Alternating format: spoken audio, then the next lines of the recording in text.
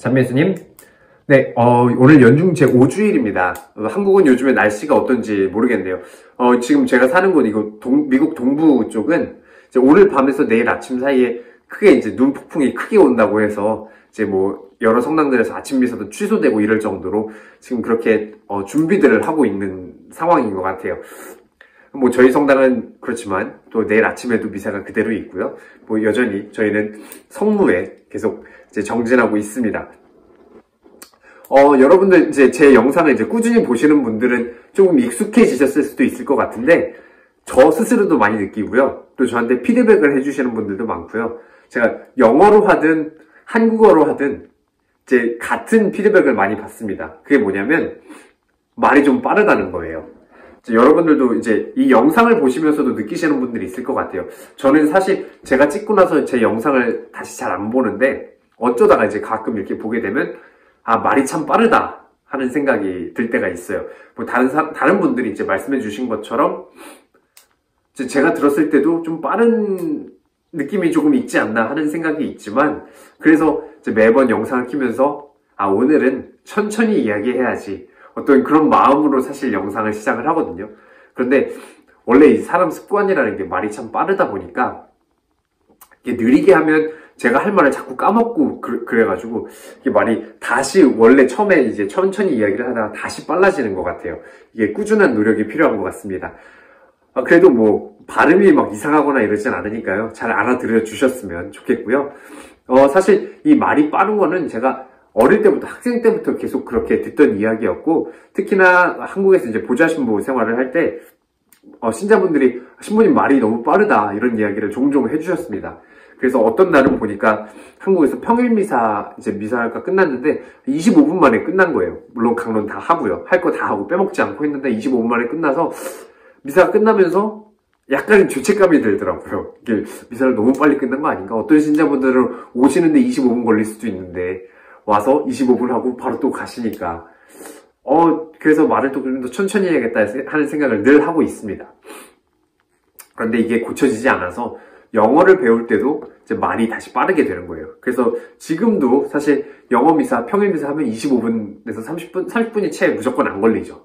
이제 그런 상황인데 이제 제가 이제 학교를 다닐 때 지금 이제 다 석사까지 끝나가지고 이제 지금은 학교를 가지 않지만 이제 한 학기가 아니라 이제 전체 학사 과정을 이제 마무리를 하면서 이전에 있었던 이런 한 과목들을 다 이렇게 되돌려 봤어요. 그런데 그 중에 한 과목을 또 같이 들었던 여자 학생이죠. 20대 초반 정도 됐을 거예요, 그 학생은. 근데 이제 그 친구가 아버지가 동방정교회 신부였어요. 그리고 이제 제가 카톨릭 신부라는 거를 잘 알고 있던 친구였고, 이제 그리고 그 과목의 교수님은 성공회였다가 가톨릭으로 개종을 한 신부님이었습니다. 성공회 신부님이었는데 가톨릭으로 이제 넘어오게 된 거죠. 그래서 이제 사실 이제 뭐 교회 일치와 같은 어떤 그런 수업이었어요. 그 여자친구 한 명, 그리고 저 한 명, 그리고 그 교수님 이렇게 각기 다른 종파에 물론 이 신부님은 이 교수님은 개종을 하셨지만 이제 각기 다른 종파의 이제 그리스도인들이 모여서 수업을 같이 들었습니다. 그러면서 이제 서로 다른 어떤 미사와 뭐 이런 거에 대해서 이야기를 나누다가 그 여자친구가 저에게 물어봅니다. 너는 미사가 얼마나 걸려? 그래서 제가 한 주일 미사 하면 한 45분 정도 걸린다 이야기를 했더니 깜짝 놀라는 거예요. 그러면 너는 강론을 안 하니? 이렇게 물어보더라고요. 아니 당연히 하지. 그랬더니 또 깜짝 놀라면서 그러면 강론을 얼마나 하길래 그렇게 미사 시간이 짧냐? 그래서 보통 한 5분에서 길어야 7분 정도 한다 이야기를 했더니 자기 아버지는 45분을 이제 강론을 하신다고 그러면서 이야기를 한 기억이 납니다. 그때 이야기를 하면서 제가 농담으로 그 친구에게 그랬어. 아니 뭐 그럼 원하면 가톨릭으로 개종할래? 이렇게 물어본 기억이 있습니다. 근데 하나의 에피소드였지만 이제 제가 뭐 물론 짧은 강론이 좋다, 뭐 짧은 미사가 좋다 이야기하는 건 아닙니다. 근데 제가 신학교에서 교육을 받을 때 그렇게 교육을 받았던 기억이 나요. 선교학에서 제 신부님이 그렇게 이야기를 해주셨습니다. 그냥 무조건 길고 이렇게 장황한 강론이 중요한 게 아니라 그 짧더라도 강력한 메시지와 우리 일상이 접목이 되어야 그것이 하느님의 말씀을 전달하는 거다라고 이야기를 해줬어요. 그래서 저는 그걸 늘 지키려고 노력을 해요. 그리고 사실 길게 이야기도 잘 못하는 편이기도 하고요. 근데 어느 날 보니까 이제 교황님이 가톨릭 신문에 그렇게 쓰신 기억이 납니다. 뭐 이제 영어로 돼 있었던 거라 정확하게 이제 한글로 이렇게 번역을 해서 이야기하기에는 정확한 기억이 나지 않지만 대충 이런 내용이었어요. 핵심 없이 알맹이 없이 길기만 한 강론은 이제 사람들의 영혼을 일깨우지 못한다. 그리고 그것은 가톨릭 교회가 원하는 길이 아니다 라고 그렇게 이야기를 합니다. 짧지만 메시지를 담고 있고 그것이 또 강력하게 사람들 마음에 와닿을 수 있어야 그런 영혼들을 일깨울 수 있는 강론이다 하는 그러한 취지의 글이었던 것 같아요. 근데 이 말씀이 첫 번째로 우리 이제 신부들에게 또는 이제 설교하는 사람들에게 이렇게 전달이 되지만 해당이 되지만 이것을 조금만 더 확장을 해보면 우리 전체 신앙생활에 한번 적용을 해볼 수 있지 않을까 하는 생각을 해봤습니다.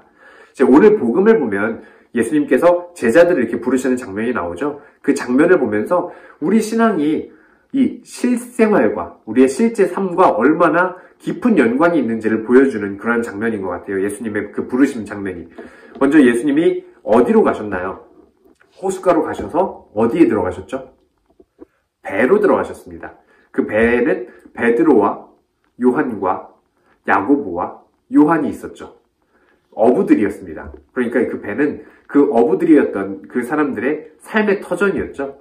그들의 삶의 터전으로 예수님께서 들어가신 겁니다. 이게 첫 번째 우리가 주목해 볼 점이에요.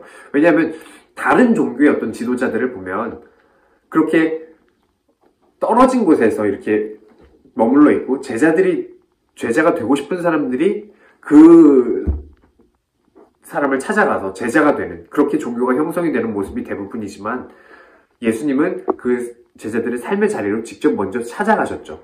이게 사실 하느님께서 우리 인간을 먼저 찾아 나서신 것과 참 닮아 있어요.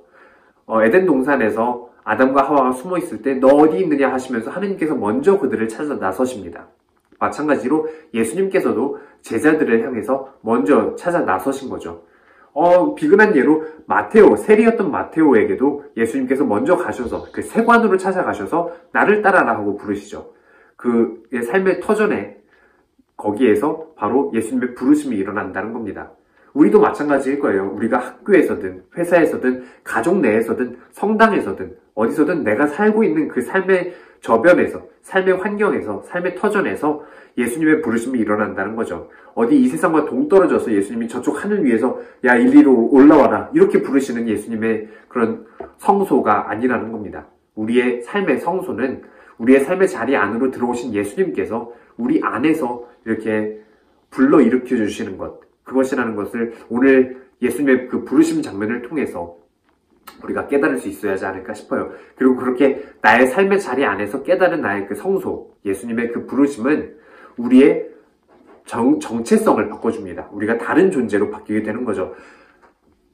낚시하던 사람들, 어부였던 그 제자들이 이제 사람 낚는 어부가 되고요. 그 다음에 돈을 모았던 그 세리였던, 그 세금을 걷었던 그 마테오는 이제 하느님의 말씀을 모으는 복음사가가 되었죠. 그러면 우리가 일상 안에서 예수님의 부르심을 깨닫는다면 우리도 같은 배경 안에서 다른 존재로 나아갈 수 있지 않을까 싶습니다. 그래서 이번 한 주간 나의 일상생활 안에서 일반적인 나의 삶 안에서 그분의 부르심을 찾을 수 있었으면 좋겠습니다. 아멘.